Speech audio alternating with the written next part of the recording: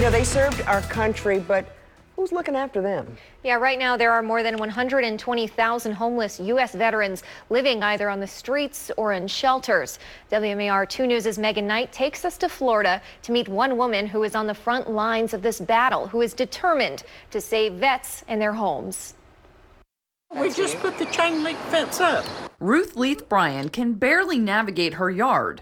Her husband, a Navy veteran, can't even leave their home. They diagnosed dementia, but he's gotten worse in the last 6 months. So has their living situation. A yard full of weeds just scratches the surface. Well, we had a leaking roof. I had a rotten back porch falling apart. Ruth and her husband are also racking up thousands of dollars in fines for code violations and are now at risk of losing their home. I knew I couldn't pay them.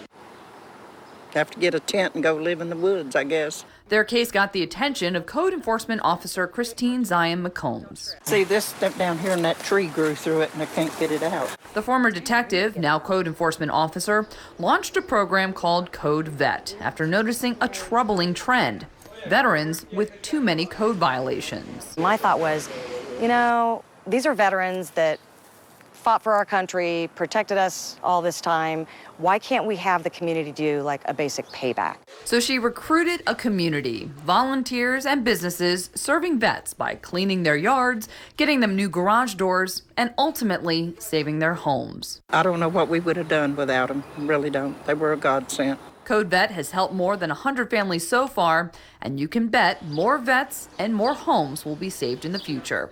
Megan Knight, WMAR 2 News.